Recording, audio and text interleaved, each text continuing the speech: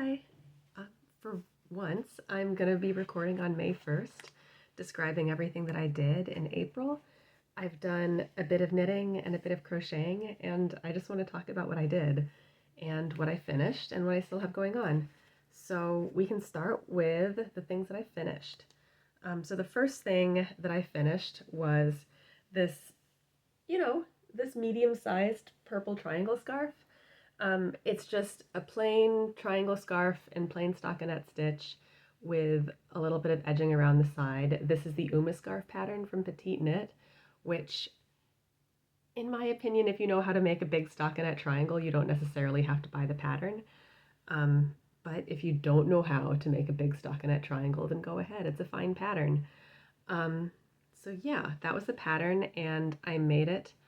I made it out of this Suic CPH yarn from Hobie, which I think it's been discontinued at this point, but it is very soft. And I've got one more skein if I ever decide that I want to go back and make the scarf bigger. I haven't actually worn it outside yet, but I have it blocked. It's about the right dimensions that I wanted, and most importantly, it's lying flat, which is a big concern for me since, as everyone knows, with plain stockinette, it always wants to curl, but after it's been blocked, the yarn blocked out nicely, and this isn't so bad. It's not bad at all. So I'm very pleased with that. And to be honest, doing just a plain stockinette scarf, it took a lot for me. I don't normally do plain stockinette because I find it boring. I like patterns to have visual interest, and I like to be able to think about what I'm doing as I'm doing them. And this one, I thought I was going to be able to do most of it on the knitting machine, but it turns out that I couldn't. But I survived. I made the entire scarf. By the time we were getting to like the longest rows on the triangle, each row was taking like 20 minutes. But it's fine. It's over and I get to wear it outside. So the next thing that I did, oh, and in terms of time, it took an hour and a half in April, which is just finishing it up, doing the last little bit of white edging and blocking it. So simple enough. All right, so the next thing that I did is I wanted to make a purse for my toddler, and I did. I made him a little toddler purse. So here it is. It's finished. It took 8.5 hours in total. Like a week, not a big deal. And it was made out of some Cotton Kings yarn that I got for $1 a skein at Make and Mend. So this color and the yellow I've actually made a couple of things out of already, and so I'm basically just trying to work down the scraps. So, and the pattern was just one that I found on the internet. I think like in one instantiation it's called the Granny Rocco bag, but I didn't buy that pattern since this is just this is just the type of bag that's always floating around, so I don't think anyone has ownership over the design itself. It's just a matter of like, do you want to buy the Granny Rocco pattern to have it all nicely laid out for you? So yeah, I think the bag came out well. He sometimes uses it when he's playing pretend. It's got his wallet in it. My baby also has a wallet to keep all of his pretend credit cards and pretend library cards. And some buttons on a string, which are his coins. But yeah, that's fun. The other thing that I made this month, it was another thing for my toddler.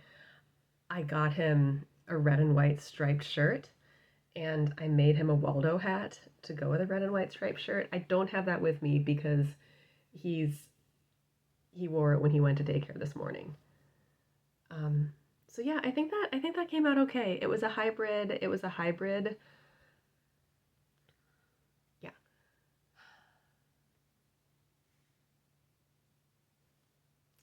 So the hat itself took about 6 hours to do, because what I did was I did half of it on the knitting machine. I did anything that I could knit flat.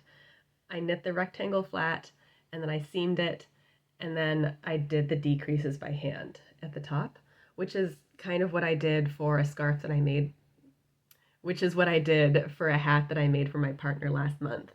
Um, Simple enough, and that one took 6 hours total.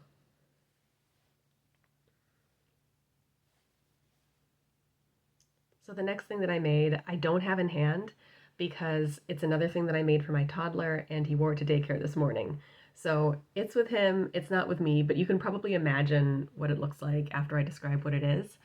So if you're familiar with the Waldo Look and Find book series, I ordered a red and white striped shirt for my toddler and I made him a red and white hat for him to wear as part of his Waldo cosplay. Um, for something that he doesn't understand himself, but I like to see it because I think it's cute. So this is just a hat. This is just a hat that I knit with some really basic yarn. So I self-drafted the hat pattern and I use a knitting machine to do the sort of section that I knit a large rectangle on the knitting machine. I seamed it at the sides and then I did the decreases on the crown of the hat by hand, which is basically what I did for a hat that I made for my partner last month. Which is another way, like it's just a very easy way of cutting down on the amount of time that it takes to knit a hat. So this hat, it took 6 hours total to do, and that's counting the gauge swatches that I had to do, since you have to do a gauge swatch both on the machine and by hand to make sure that you're on the right setting. Um, the amount of time that it took to like knit the bulk of the hat on the knitting machine, and then the amount of time that it took to do the decreases on the top of the hat, and then to go back down to the bottom of the hat, and then to do the ribbing by hand, since I don't, even though it takes less time to do ribbing on the knitting machine, it's time that you have to spend on the floor unpicking a bunch of stitches and then redoing them. And so I'd rather spend 2 hours knitting ribbing by hand than 45 minutes knitting ribbing on the knitting machine. But still, 6 hours isn't bad for a hat. Oh, and that time is actually inflated because the time that I did hand knitting on it, it was while I was playing Dungeons and Dragons online with my friends. So I wasn't that efficient. Okay. So those are the three things that I actually completed. So the next three things are kinds of works in progress that I just want to go over quickly because I think I've talked about them. I've talked about them in the past. So I'm working on the Florentine cardigan, and so this is what I have of the back panel done. It's about 14 inches long currently, and I'm shooting for 18. Did I say that? Okay. So this is the back panel. The back panel is 14 inches long right now, and I'm shooting for 18 inches. So I still have 4 more inches of back panel to do, and I'm still enjoying the pattern. But I think that I'm just not working on it quite as often at night. And so it's going kind of slowly. So the other day I was thinking like, how long have I been working on this back panel? It's getting to be pretty deep into the time that I've been working on it to only be on the back panel. And so I kind of want to hurry that up because I only have 4 inches left. And if I just speed through those 4 inches, then I'll be done with the back panel.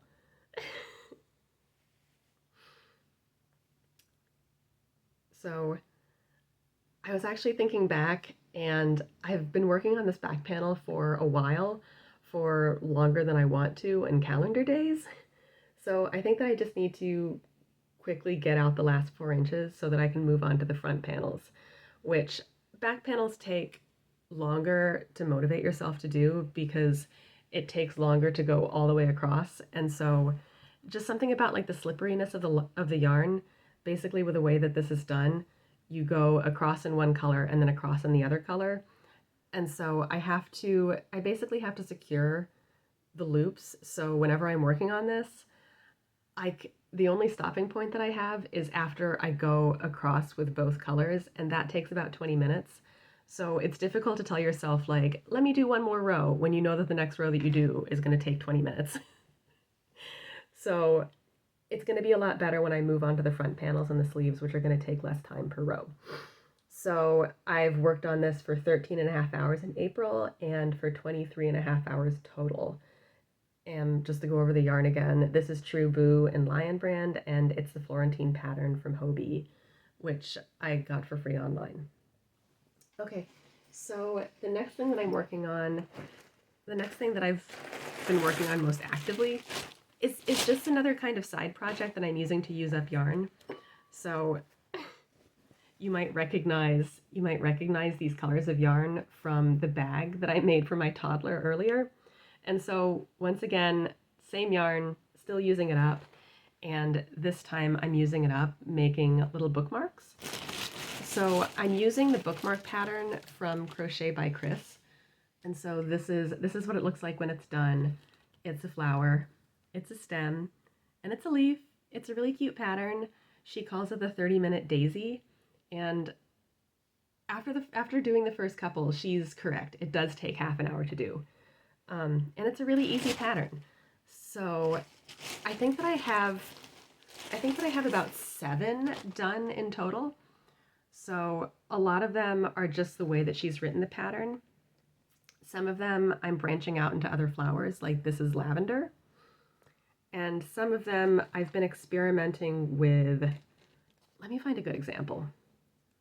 Okay, and some of them I've been experimenting with making the stem come out of the back of the flower as opposed to having it come out the bottom of the flower the way that she has it in the pattern. I'm kind of ambivalent. I'm agnostic about which way I like it better, but I don't know. It could be nice for people to have options. So the reason why I'm doing so many of these is that Teacher Appreciation Day is coming up at daycare, and I'm making a batch of these that's enough for the 4 main classroom teachers and for all the floats and administrators who might want to bookmark. I'm also finally going to visit a friend of mine, and we're going to be doing kind of a tour of all the friends and mutual friends that we have in Colorado. So it could also be really cute to have something to give them. So that's the reason for so many bookmarks. And I made the stems first because I only have 1 skein of the green yarn, so that's going to be the limiting reagent. Do I have that term correct from chemistry? Anyway, I consider green the limiting reagent in this, so I thought I'll do all the stems first because that's the maximum number of bookmarks that I'm going to be able to make. But then I got up to like, I don't know, 10 stems, and then I look back and I'm like, I've got 10 stems. Do I really want to make 10 bookmarks? And so I think I am locked in at this point to make close to 20 bookmarks due to the number of stems that I made at the beginning. But at least they're fun to make. So with all of these bookmarks, I've spent about 9.5 hours making them in April. So for these bookmarks, I've spent about 9.5 hours making them in April. And that's not a bad amount of time for the amount of bookmarks that I've gotten. I wonder if by the time I get to the end of this, I divide the amount of time that I made by half an hour, if that will give me... Never mind. Okay. And so the last thing that I'm working on is, it's a fuzzy blue vest, and unfortunately it's basically on hiatus since I decided to make things much more complicated for myself. It's turned into a software development project because I'm trying to convert the pattern from a hand knit pattern into a machine knit pattern. And it's already been a lot of work to get the program to read the PDF in and then to handle all the knitting notation and all the size notation. And the pattern itself, it keeps skipping around between different sections, which is fine if you're a human being reading it, but it's much more difficult for the machine to process. And so the software development side of this has gotten a lot more complicated. But on the one hand, it's become a huge bottleneck because I'd much rather just sit down and machine knit this. I think that if I just sat down and adapted the pattern by hand for the one size that I have, I could be done in 3 hours with having the knitting pattern ready for me to do on the knitting machine. But on the other hand, I do want to practice software development using LLM tools, which there is a little bit of a learning curve for. So I'm learning a lot as I'm doing this. So that's the upside. That's the silver lining. But I'll be excited when I can finally do this on the knitting machine because the weather is rapidly getting warmer and I may not want to have a very fuzzy blue vest in the summer. So yeah, we'll see if I get to that. So the next things that I have are potential ideas for future projects. I like to go over ideas because if I'm spending 30 hours doing each project, I want to really turn over each idea in my mind and refine it before I pass on. So the first thing that I want to think about is a Halloween pattern, is a Halloween sweater idea, which is far in the future, but I actually want it to be done in time for Halloween, so it's actually good to think about now. So the pattern that I want to do is the nocturnal jumper. It's a pretty popular pattern, so you might have already seen it floating around if you're in knit spaces. It's basically, I want something that's a Christmas sweater style with a colorwork round yoke, but I want it to be Halloween themed. So like an ugly Christmas sweater for Halloween, an ugly Halloween sweater, if you will, except mine is going to be very beautiful. So it's the one with moons and cats around it. So I'm really excited about that. So I already have the yarn. I'm doing Hobie Highland wool, which is a DK weight yarn while the pattern calls for worsted, but I want a slightly lighter weight on this. So cream color for the main, orange for contrast for one of the contrasts, the contrast that's going to be the moon in the pattern. And then for the third contrast color, I haven't decided if I want to do black or blue. So I ordered enough of each so that I can swatch up and then decide which one I want. I always lean towards the more colorful choices, but I always back myself into looking like an eccentric art teacher with my color choices. So I also got black, which is very close to the sample in the pattern.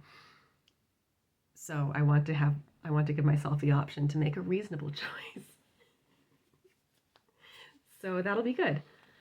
I'm going to do a lot of swatches on this one to practice the color work as much as possible because to me there's nothing worse than a puckered color work section. So I want to get good enough at doing the color work so that I know that the color work looks really, really nice when I'm actually working on the main sweater. So the last idea that I want to go over, I've been emailing a close friend of mine about making a sweater for her. She's interested in getting a sweater, and so I've made her a slideshow of different examples of construction and color work and texture ideas, and she's looked through the slideshow. She picked out the movement sweater. So, but she's also interested in some so my friend looked through the slideshow. She picked out the movement sweater, but she's also interested in some color blocking and some texture. So she and I are now talking about ways to incorporate color work into the movement sweater. So I'm very excited about that. She liked the movement sweater because it resembles a sweater that she already wore to pieces. So I love the idea of replacing something that she knows that she already loved. So hopefully the sweater that I make is something that she'll also love. And that's what's been on my mind. So I'm going to stop the video so that it's shorter. Okay.